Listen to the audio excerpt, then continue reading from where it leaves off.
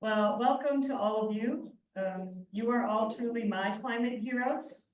And these lovely capes are down with us at the dining hall. I would love to get a bunch of pictures that would have a whole series of our climate heroes in our capes. I'm so glad that you're all here. And you are my climate heroes because of just day in and day out, you are the ones that are continuing to do this work, to talk about climate, to raise the issue, to remind everyone how important it is, and most of all, to speak to solutions, to speak to the hope, and to speak to our elected officials on both sides of the aisle of how important it is that we continue to address climate change. So I'm delighted to be back here at Lakeside Lab. I hope all of you are enjoying this beautiful space. I want to thank Mary Skopek, who's the director here, for hosting us. And then I'm going to come up and just tell us a little bit more about this place where we are. Well, good morning, everybody. I'm so excited to see everyone here at Lakeside Laboratory. It's exactly why this laboratory was built. So we've been here since 1909. Dr. Thomas McBride believed in the study of nature. So we are Iowa Board of Regents campus. We do hands-on immersive education. So it's really about experiencing nature, really understanding it and immersing yourself. So I invite you over the next day and a half to really do that, to immerse yourself. We have a whole bunch of hiking trails. So when you have a chance, go ahead and hike. Our programs are really focused on college students coming in and learning about science, but then we also have a really thriving K-12 program. And I really have to shout out Jane Shuttleworth, who was our original education coordinator. Jane was really one of the reasons I think Lakeside has survived to this day. And yeah, big shout out to Jane.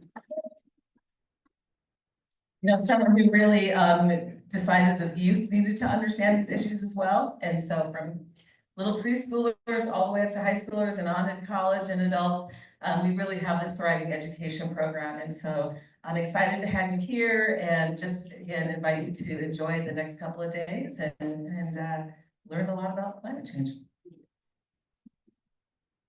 And Jane, if you would join us just to Jane's going to share a little bit more for us about the land that we are on.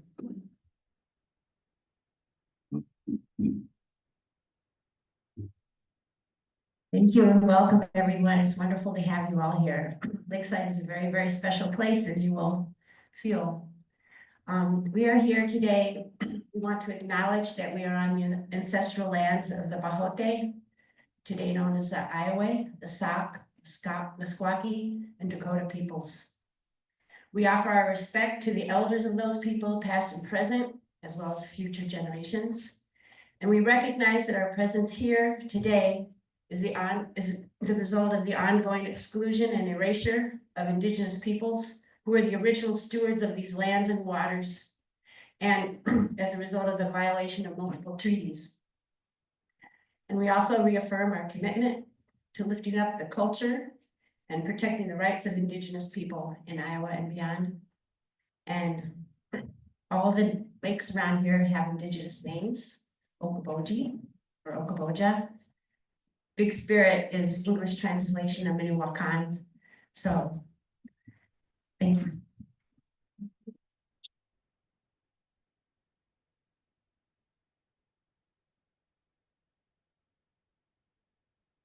We did a little bit last night of saying where people were from, but I'd love to just run through them again and just have you, kind of raise your hands or stand up. So those from North Dakota that are here.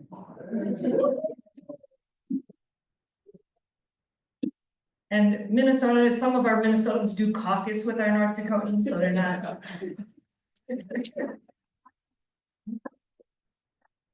South Dakota.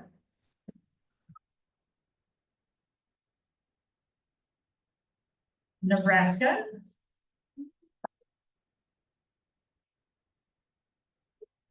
Iowa.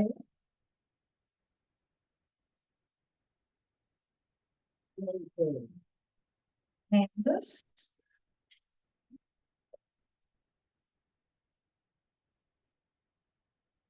Didn't succeed in getting anyone from Missouri this time, but they tried. Even our Kansas folks tried to pick people up on the way past. But next time we'll have Missouri represented as well.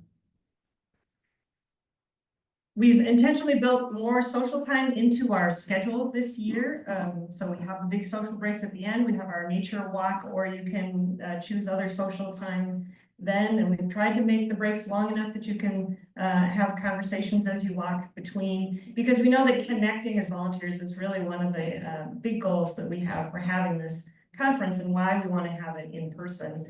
So that we can really get to know each other. So switch it up at meals, and if you find that there's a topic you wanted to talk about that's not on our agenda, I invite you to just, make a sign and wave it, and invite people to join you at a table for that conversation. Because we can't fit everything into the agenda as we go along. And then I want to share, we have a video message from Rachel Carestes, who is our new executive director. CCL North Wind volunteers, thanks so much for joining together this weekend for a big CCL regional conference all about uniting voices, igniting solutions, and gathering together to share ideas and spark change.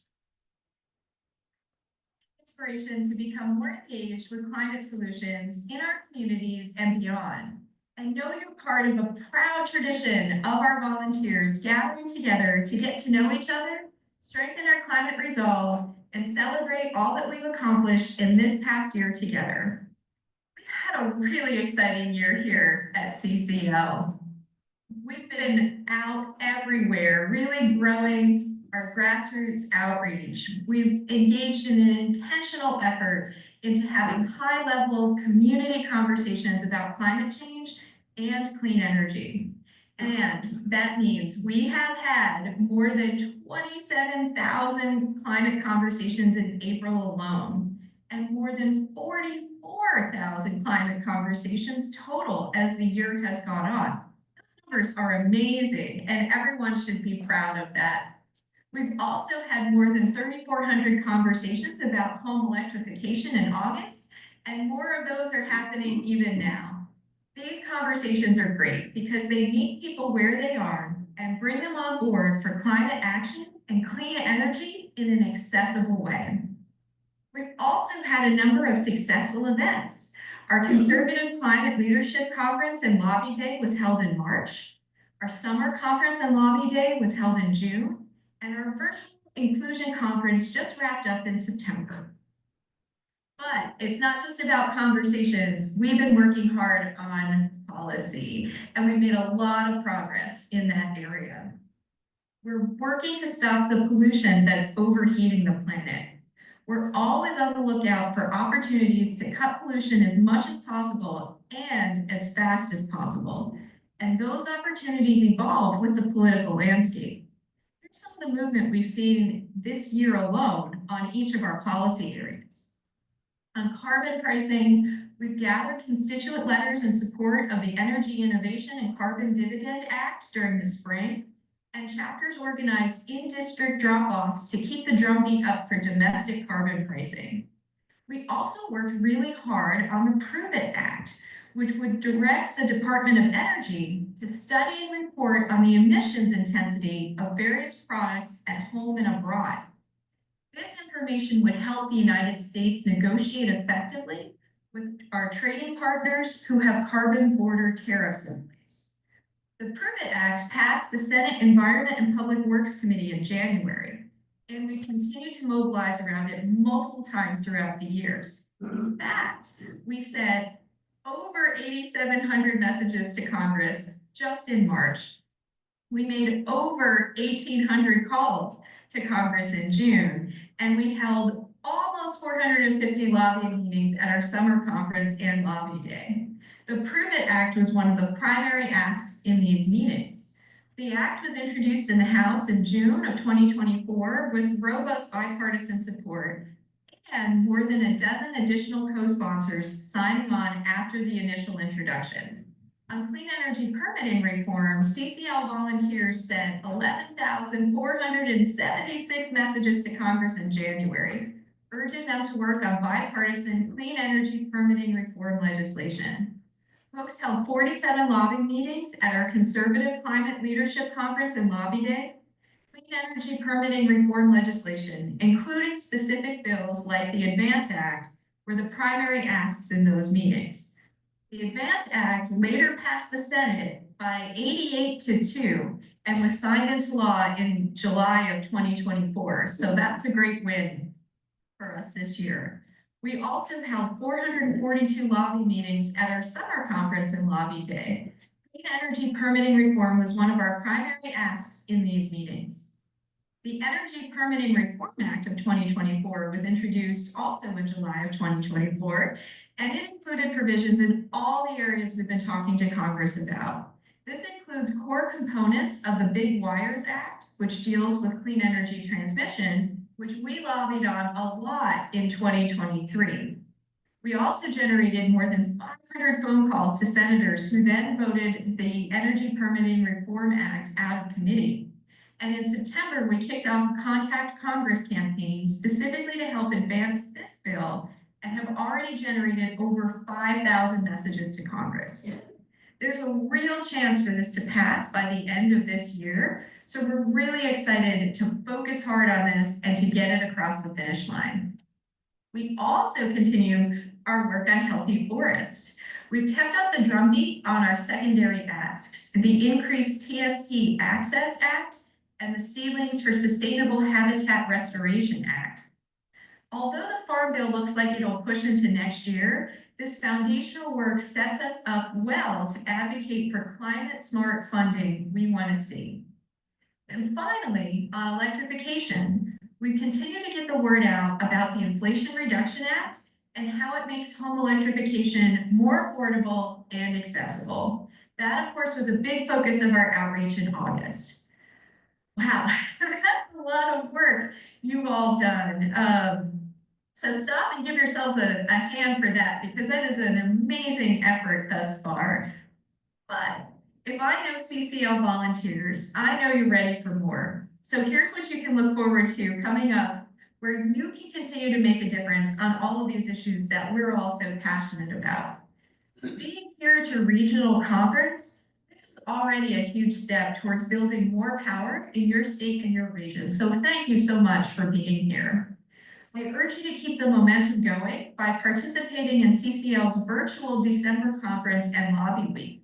This will be after the election, of course. So we'll be able to prep in more detail for a new president and Congress. So please plan to join us for that so we can make the most of the last few weeks of this Congress and then really hit the ground running in 2025.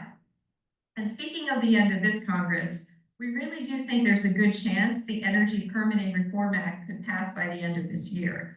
So we'll be continuing to push on that, and we'll give you opportunities to contact Congress and to build more support.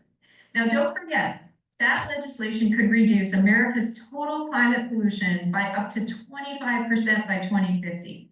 And even in a more conservative estimation, it could cut America's climate pollution by about 10%. So this bill has a chance to make a big difference. So let's work hard to get it across the finish line. Finally, I just want to say thank you for everything that you're doing. We wouldn't be achieving or celebrating any of the successes I've listed above for this year or gearing up for any of these new opportunities if you all weren't as committed to this cause as I know you are. So thank you so much for all of your work, for all of your efforts, for always showing up. Thank you for your optimism and your enthusiasm. We appreciate you so much, and we're so grateful for your partnership. So I hope you have a wonderful regional conference, and I hope to see you in December at the fall conference. Thanks, everyone.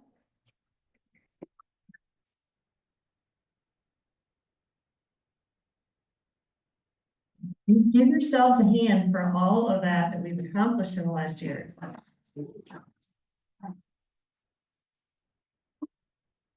It's almost dizzying as she gives all these statistics. But aren't you glad we work as a team? Yeah. So you don't have to do any one of those things all by yourself. Yeah, thank you for that.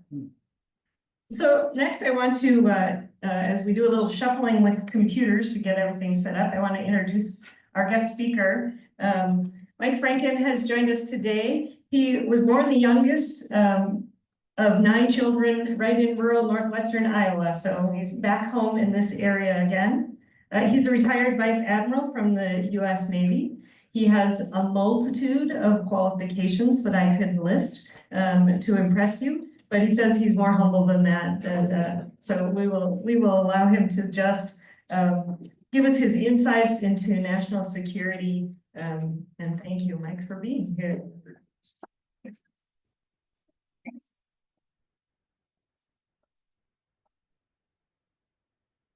Mary knows that I'm after her job. She's like very much to work here. Okay. So this is a little bit different of a presentation, although I'm very much a climate hawk. This has to do with national security. So background on this is, as I fix myself here, is there's I served in the military a long time, but there's a entity in the Department of Defense called the Defense Science Board. And it's ideally situated to do this type of work because it's a non-political environment. And in these days, that is a huge benefit, as you can imagine. So let me run these slides. Stand by.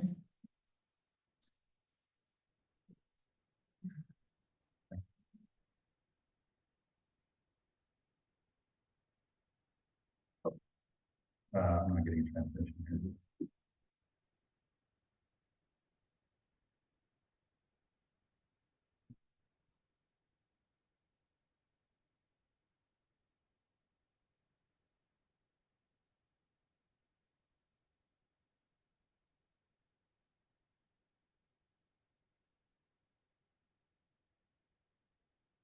So as you fiddle with that, so the Defense Science Board is a group of about 60 technology folks, mostly physicists, 90%, some social scientists, engineers, et cetera, across the spectrum of various academia, businesses, heads of agencies in the government across an interagency demand. And it's all pro bono work. And we met beginning last year in February, all through last year, and in August, we published this for your reading pleasure, 130 some pages, and I was one of the 2 authors. So here I am, very pleased to be here, and hopefully we'll scoot on through here. Let's see, good. All right, so first some words. So the Department of Defense has been concerned about climate change since some of our first work is back in 1972. And as you know, DoD is the largest emitter of carbon in the United States.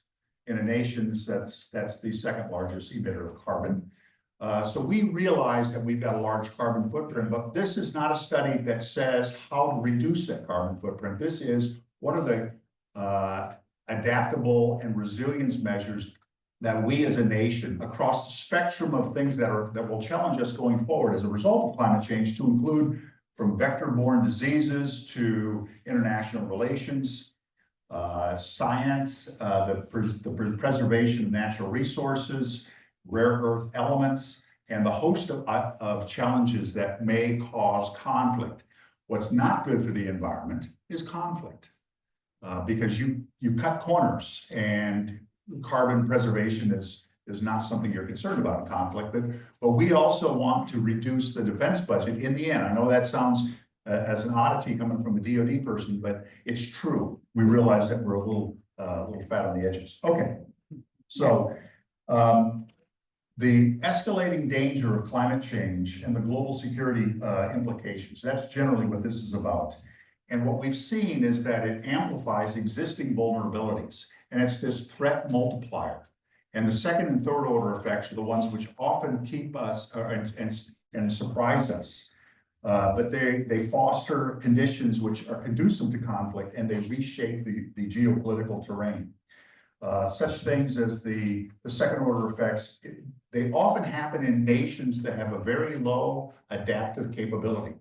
And they're also the nations where we struggle with obtaining the relations. Keep in mind that the UN is an electing body and votes matter. So when somebody who finds ourselves adversarial in democracy, for instance, wants to garner a lot of other countries to vote on their behalf for autocratic rule, they go after it from a climate perspective. The West owes us, and consequently, they need to pay you, otherwise you should vote with us. It's an effort that's perhaps not discussed in US papers, but it's a very big deal overseas. And I face that, and consequently, it changes the way we work our diplomacy internationally. And you may think of a military person, we're a gun puller, et cetera, et cetera. Well, to a degree, but we're also diplomats. I spent most of my time in a diplomatic situation overseas, certainly in operations. What I had near me almost all times was an ambassador. And it's the manner in which we conduct worldwide operations today. Okay, we're gonna be short for time because I'm starting a little late. So I'm gonna go straight into these and spare all these words. So here's our terms of reference. The big issue is recommend a strategy. How do you do that? Did we do it? Not so much. We did talk about priorities for investment and the things which will challenge us. What I didn't bore you with in this brief is the list of specifics, because it becomes garbled with navalese, jargon, et cetera, about various entities and offices in Washington, D.C. and DARPA's research facilities in Virginia Tech's physics department and applied physics lab at Berkeley, et cetera. We're not going to talk about that. But what we will talk about is the overarching implications. So you get a sense that this is not only something that concerns the farm fields where we all grew up, but also international relations and the future of future conflict. We know this is accelerating. We know that it impacts the Department of Defense. We know that we need to do operational planning that reflects this. We know we have to educate our workforce. Like this group in here, we come from all walks of life. And I'm not just talking about DoD. I'm talking about the interagency of the US government. We come from around the world, frankly. We have in the Department of Defense, and my ship was a ship commander. 25 years ago, I had 17 native tongues. Okay, we're an international organization. So, and we must leverage our allies because we can't do it alone. What do we know? I'm being nice here with this 1.1 degree. Generally speaking, going back to the 70s or even earlier, almost all climate studies have undershot the effects, underscored.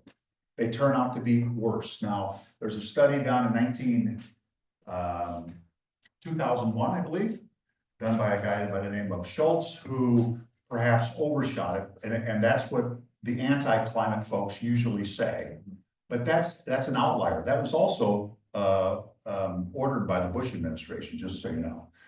And they immediately shelved it. But all our studies have shown that it's going to be worse than what we think. So do you know what RCP is? No. Well, RCP is in essence how much radiative heat absorption the Earth is going to go. And there's a lot of figures that come into it. But we worked generally with an RCP factor of 5 to 6 for the future, which is higher than what the IPCC publicly says and what the Paris Climate Accords were working on. But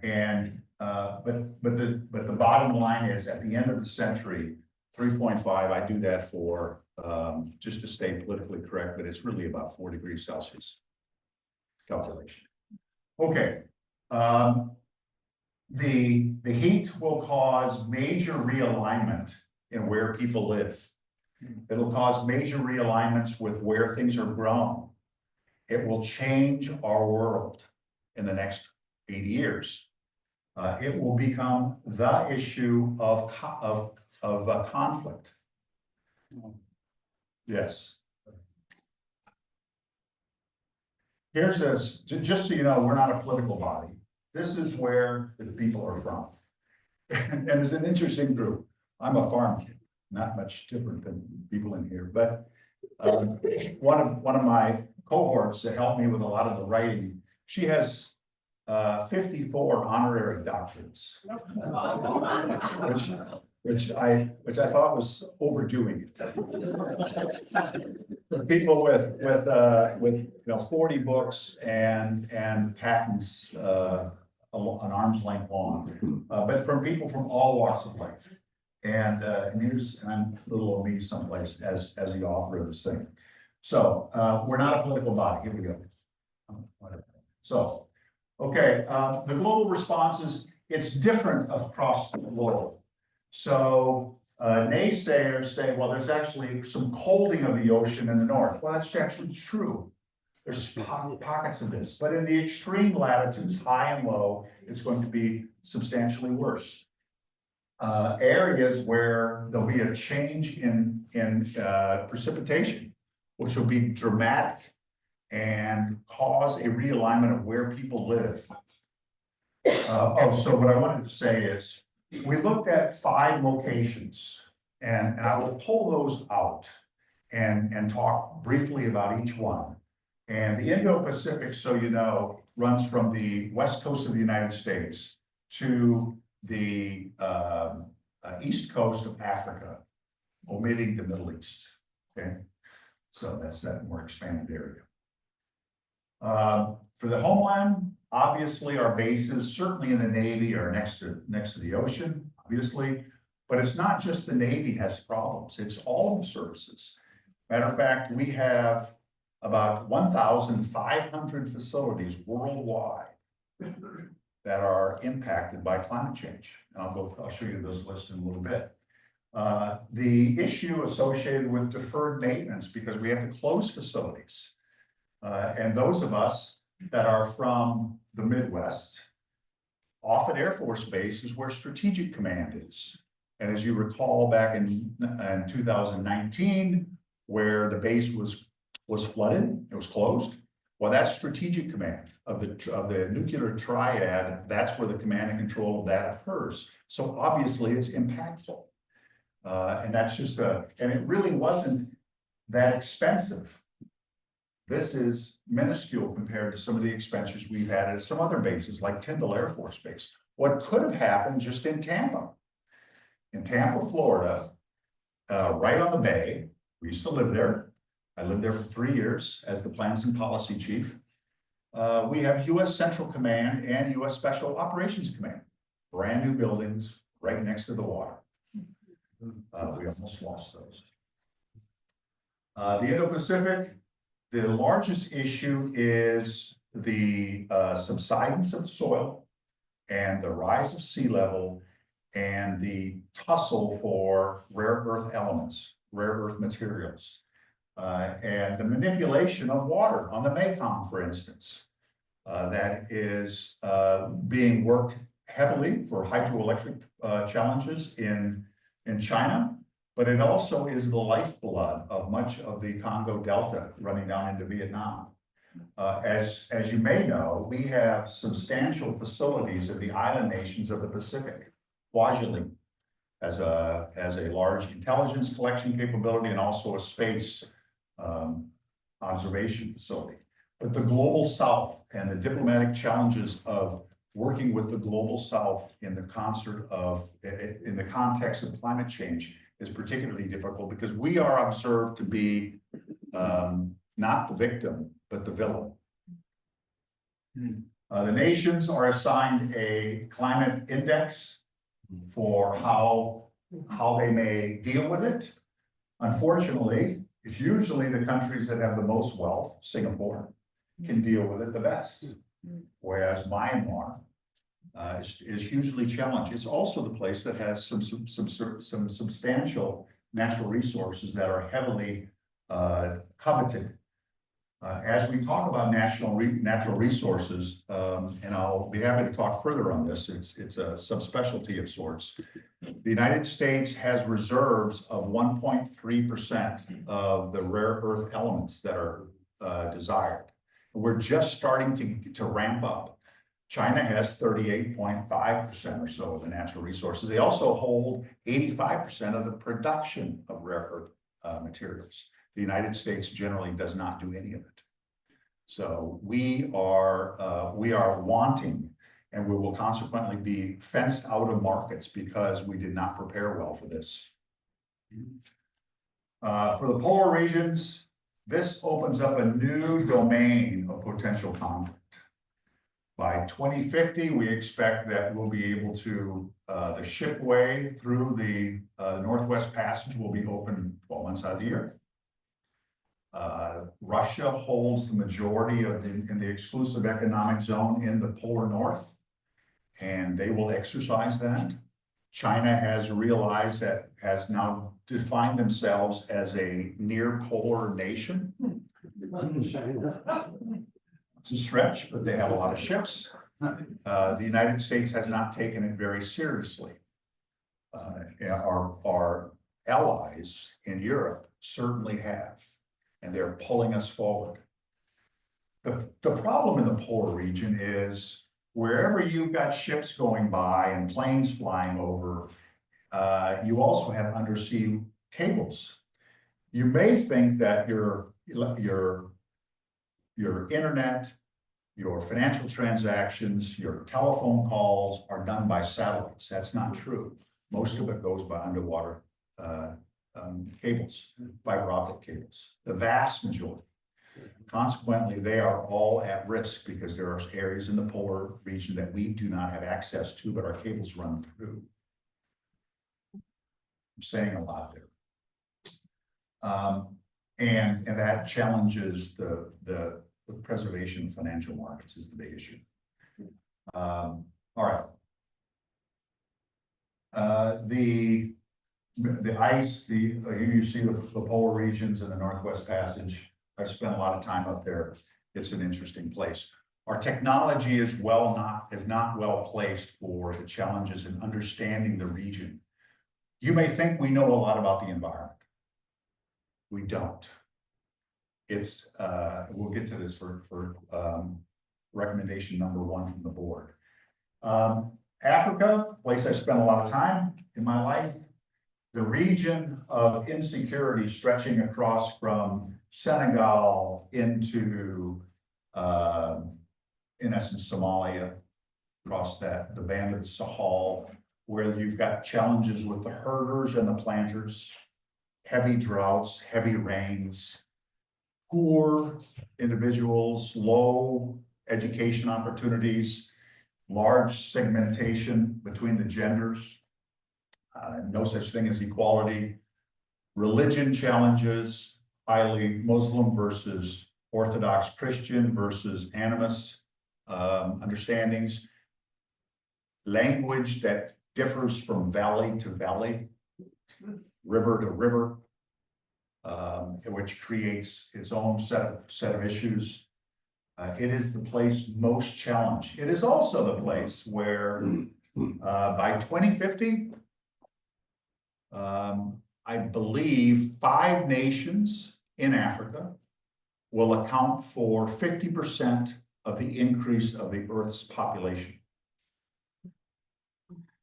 Africa in the last 3 years increased population by 100 billion people. This wasn't done by migration going into Africa. Even with the migration out of Africa, you increase the number of people. Countries like Uganda, Central African Republic, where you have some of the highest fertility rates, 6 to 8 births per woman. And it is the principal adversarial push. The push in Africa, which happened in advance of World War I, is happening now once again. The way I grade interactions internationally, just by observation, is at the buffet line of Marriott hotels in various cities. So when you see people from other countries and you hear different languages, you go, aha, there must be something here. And Africa is certainly a battleground of ideals. The United States is a second tier, third tier actor in Africa. By 2006, we were transcended by China, and now it's many-fold. We are a big player. It's unfortunate because Africa is also the place that has 60% of the world's untilled fertile soil for agriculture production. It's also the place that has a Congo River, for instance, is on both sides of the equator. And you've got huge potential for hydroelectric power. Consequence of fish migrations and all that, I got it. But it's an opportunity for people to have at least an attempt to have a standard of living that they certainly rightly deserve. Okay, there's my Africa. And I can speak at length on it, but we shall not. Okay, Latin America, oftentimes overlooked. But the area which is most suspect for future droughts is in the north, in the Andes, where this is an example of the glaciers in the Andean range. There is no groundwater here. It does not rain. You get some moisture formed via snow by upper atmospheric condensation, but that's it. It's challenged also with the Panama Canal. If you looked outside of Rodman, Panama this morning, you will see, as far as the eye can see, a raft of ships. It isn't because of the Houthis in the Red Sea, no. It has to do because of the rainfall in the upper elevations of Panama are not sufficient enough and have not to bring the ships through with a rapidity of yesterday. The hydroelectric diplomacy between us and Mexico, usually hidden from the population, but it is the #1 issue besides migration of individuals between our ambassador in Mexico City and Washington, D.C. Regarding the movement of people, if you think there's a large movement of people from Latin America north and south today, we haven't even tapped into that yet. And the next migration will be from places which are really going to be challenged, and that is in South Asia and Africa. The modeling. Our #1 finding is we don't know much about the environment. I know that may be stunning to you, but the models, the data sources, the methodologies, the inputs, the classification of some of the data sources, space, weather, all of these things are rather unknowns. And the oceans, the great equalizer with all things climate, the oceans, is a remarkable unknown.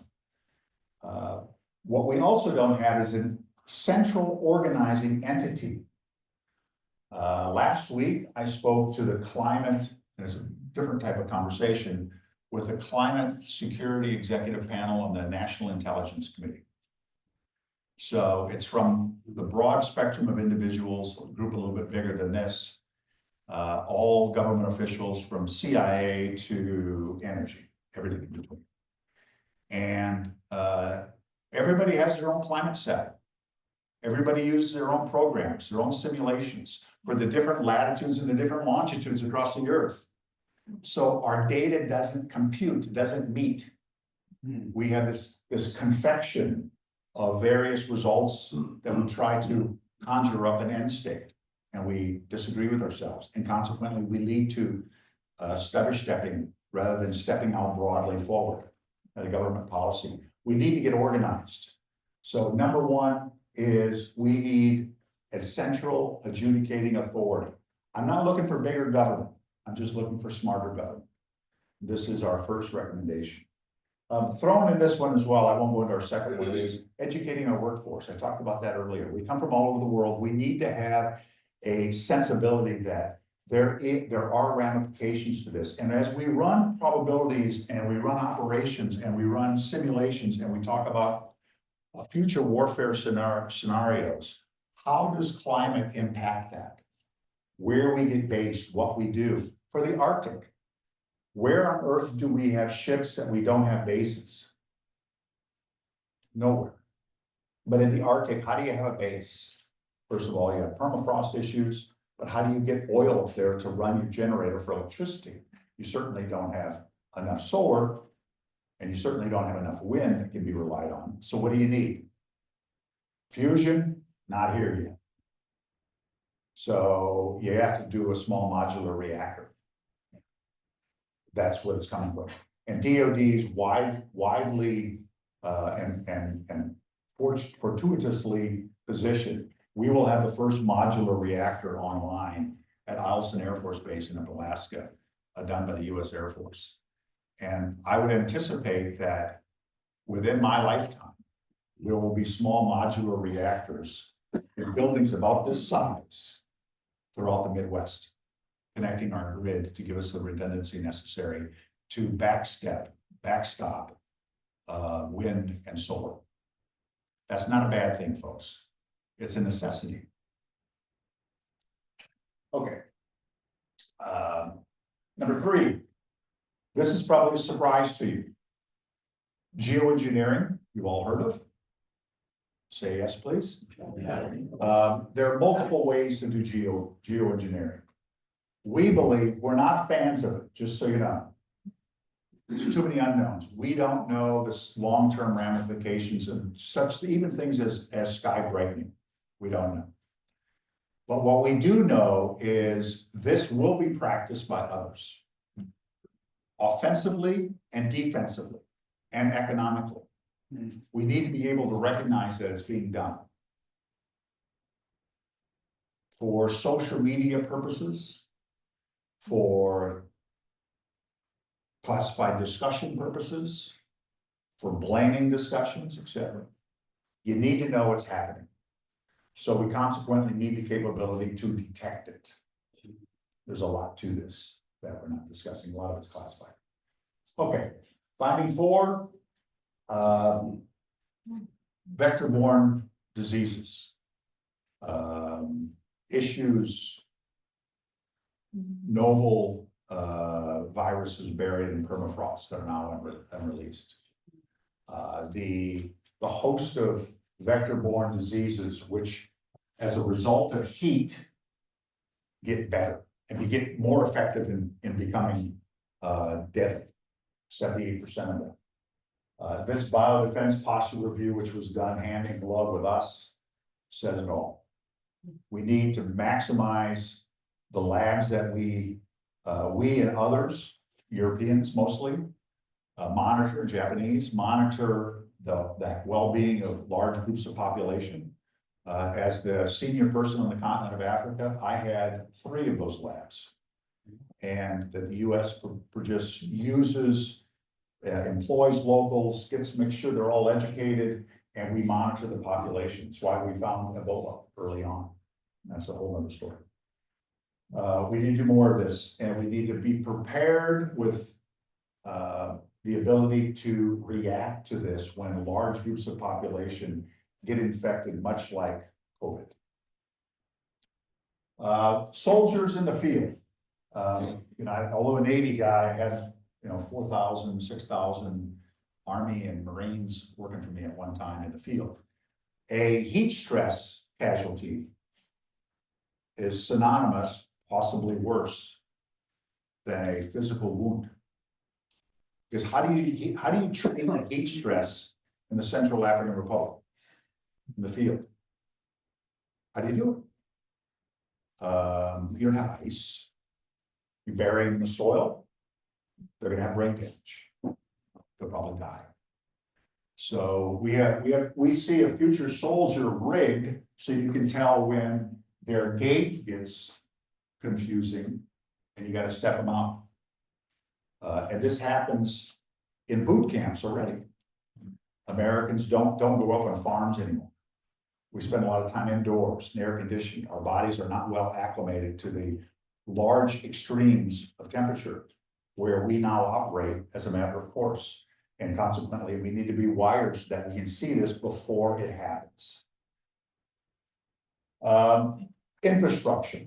This is a picture of Hampton Roads, Virginia. Everybody know where Virginia Beach is? The peninsula north of it. So you've got Langley Air Force Base, an Army base down here, and a big ass Army base over here. It is all hugely threatened. Across the water, you have a few Navy facilities, and all of them are threatened. Our infrastructure, these are facilities that are affected by various climate-related rapid weather changing events. The largest usage of the National Guard in America, do you know what that is? Yeah. Firefighting. The second is responding to natural disasters, such as Helene and Milton and Hugo. And so this causes, not widely reported in the United States. I'll tell you a personal one. When Hugo rolled over St. Croix, that caused all second order effects. The island was devastated. We arrived on ship the day after the hurricane. Things were still falling down, and there was violence in the streets. I went ashore armed to try and bring civil obedience, civil authority, because things went completely awry. Those who were using St. Croix to ship narcotics in and out of the Northern Hemisphere had their warehouses blown open. And the banks were looted, their money, cash. And everybody was armed, people were shooting each other in the street. Even Jesse Jackson came and was my sidekick for a couple of days, trying to bring peace into place. This is that second order effects due to really violent scenarios. Milton had the potential to be the first $1 trillion storm in the United States. Had it stayed at Cat 5, had it slowed down, had it burrowed through into Tampa, into Orlando, remnants of it hitting Miami, Fort Lauderdale, going back up and stretching back into the Carolinas, would have been $1 trillion storm. We don't have funds to fix that. And that changes also the calculus in Washington, D.C. There's a thing called bandwidth with leadership that, you run out of room to deal with all these issues. And that's a great time to be a nation overseas, to take advantage of the United States being not well in a crouched position. Okay. Consequently, because our facilities, we've got to look at the different way to do business, modular reactors. I'm a physics guy. It's safer than a gas turbine generator. All forms of electrical production have a demand signal. What we see in a 5 megawatt delivery, like in a C-130, that for humanitarian assistance issues, disaster relief, it's a very quick way to provide power to a location. Thank you, sister. All right, and the long-term presence of areas. Here, you know what this is? Here, hope you don't want to say. Oh, sorry. This is the launch facilities in Florida. The color coding represents various hurricane or storm surges for category storms. A Cat 4, we no longer launch from those facilities, and it will not be repaired. So we should start launching in some areas away from the oceans.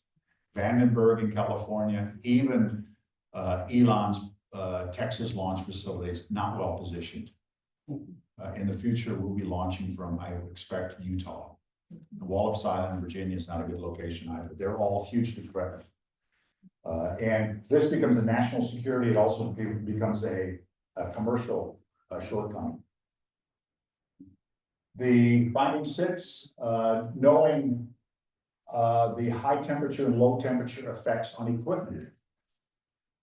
You can imagine that early in my career, we were on, this is a technical thing, on steamships. Steamships were designed in about 60-degree water max. We worked in the Persian Gulf. The water was almost 100 degrees. So consequently, our electrical equipments were left with their doors open for cooling purposes. Sailors got cancer from that.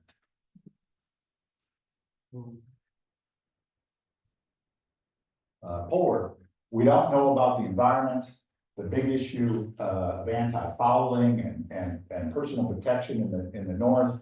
Some of the recommendations talk about antifreeze, things that we put in people's blood that keep it from freezing.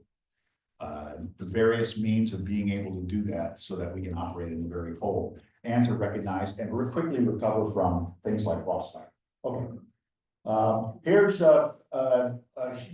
this is about humanitarian aid and disaster relief. Let me tell you real quick about that, because the people in my panel were very fixated on this. I have done a lot of deployments, spent a lot of time in combat. We prepare for high-end combat, but we always do humanitarian assistance. Every deployment I've ever done, we've always got lassoed into this. It's a great thing to do, but from a government perspective, you really would like to drive away from it because your net probability of being positive is not very high. You know, if there's just one picture that looks bad, ooh, the whole thing goes bad. But in the end, our desire, we bring very unique capabilities, and we are the first responders, and we can be value added. The costs associated with weather issues is asymptotically up. The low years in the 1982, where you generally had none, 87, and the high years, which are every year. Hence, we should design Department of Defense so that we interface better with USAID, FEMA, and other organizations, because when we do it, we need to be better. And certainly the international organizations. My time in Africa, I spoke with UNHCR, the Red Crescent, and others daily. And that's just the way you have to do business. A bunch of equipments, and I won't get into that. Resource scarcity. I mentioned earlier that resources are oftentimes in locations where the countries have the least capability to be adaptive to the challenges of climate change. A good example that I use and people understand is, in the future, is the relationship with Chile more important than our relationship with Saudi Arabia? The answer is yes, of course it is. Chile with fisheries, with lithium, multitude of things they can do with, from a climate perspective. Saudi Arabia, they're gonna pump oil anyway. We all produce them anyway. We don't need them like they need their market. And it's a small population country in the end. So this isn't negative Saudi Arabia, I'm just saying that it's a realignment of priorities internationally. Supply chains, here again, where sources, where transport, and where production of those rare earth metals and materials happen. All exceedingly important, oftentimes in the areas where coups have recently occurred. And where Wagner groups, as you go to a hotel in Ouagadougou, and you see that white guy over there with a thick neck, he looks at you and you look at him. And you give him a little nod, and he gives you a little nod, because you know he is a Wagner guy. And there's a whole bunch of them. And they are employed by the local government, and heavily so. They keep that local government in power, so they can keep the local population, in most cases, suppressed. Okay. Enough of that. Finding 10 is the nationalism that this promotes. When people are threatened, they get closer and they only look at their borders. What's best here? They become self-serving. They lose their altruistic perspective. And that's what we're seeing. People not doing the right thing because of nationalistic tendencies. The United States is not entirely free of this challenge.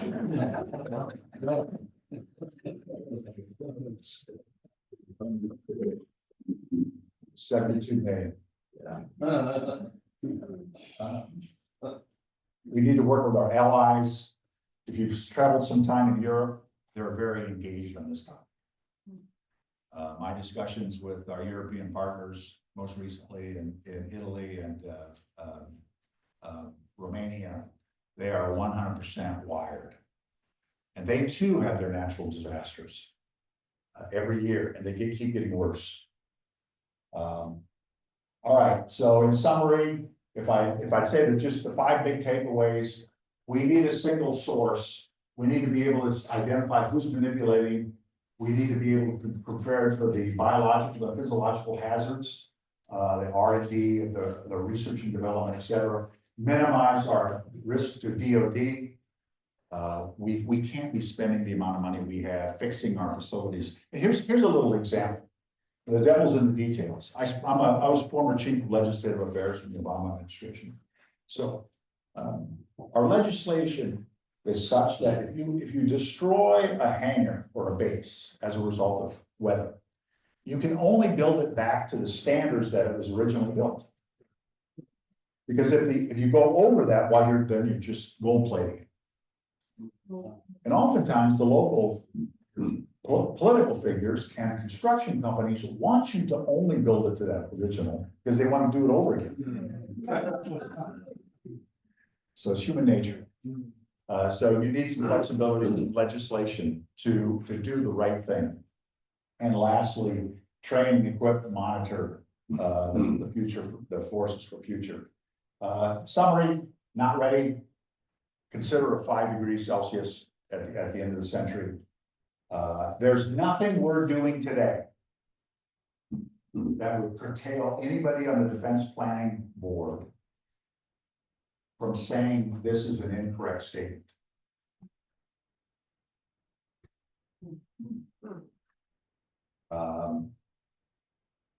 Do that planning cell, and across that, we've got .mil PF, we've got all these acronyms, but that just says we just need to get ourselves better. And the good news is when people get educated on these topics in the military, in the State Department, in other services, when we come back on the civilian side, you've got people sitting in the audience who are well entrenched in these issues. And a comprehensive effort to fortify our strategic decision making is very much needed. I'm happy to take some real quick questions. How much time do we have?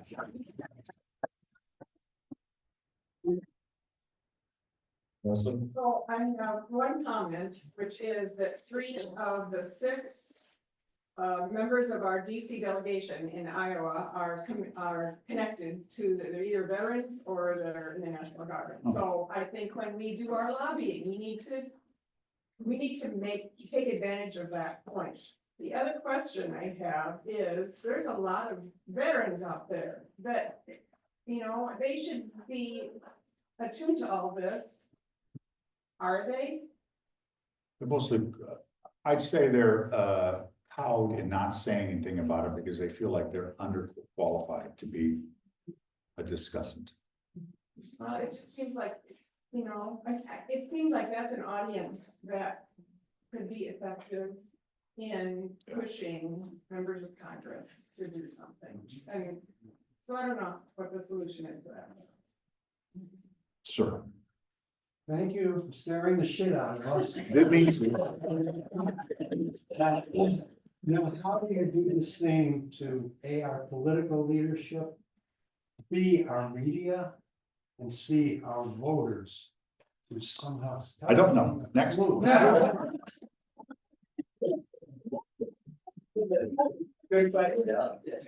Yeah, I'm sorry. It's groups like yourselves have to expand. And in Washington, you're not doing anything unless you change funding. You got to change funding. You got to move the appropriations. Funding fixes things. Talking about it is inconsequential. Now, sometimes there's a precursor of that, but you have to move funding. So, Say more about, the weaponization of weather, that's a real thing. oh God, yes. For heavens, yes. Came up with a hurricane, people are saying, oh, if someone's doing this. Of course not. Of course not. Yeah. But there have been talks about dropping nukes and hurricanes forever in the eye of hurricanes to disrupt them. And that's the exotic case, but it's mostly from space shielding, sodium particles, particulate material in a microscopic scale, getting a series of airplanes that fly very, very high and seed the atmosphere to reflect. Here's a funny thing. Worldwide shipping, which I'm quite familiar with, uses dirty fuel, has for years. And you can see from space where these ships go because they leave this trail of heavily polluted air. When we mandated international restrictions on that and made them do cleaner diesel fuel, that affected climate change negatively because you had less reflectivity in the atmosphere. It's like, son of a gun. So if you wanted to, technically, if you wanted to attack or disrupt another nation, you could increase the storm intensity by doing. So you gotta kind of use your imagination. Ma'am. So we have less. I was badly taking notes, but this went by so fast. Is it possible to get a copy of your PowerPoint?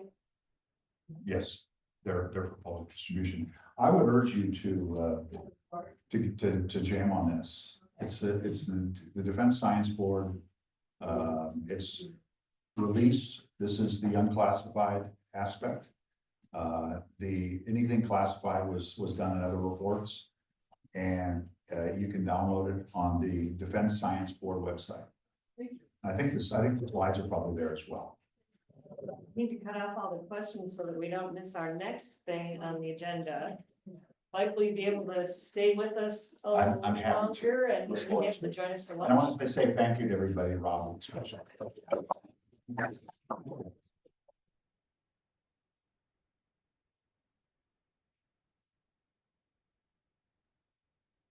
Well, that will be our last conversation with you. Oh, Thank you so much. I think there's a lot to digest here. So we have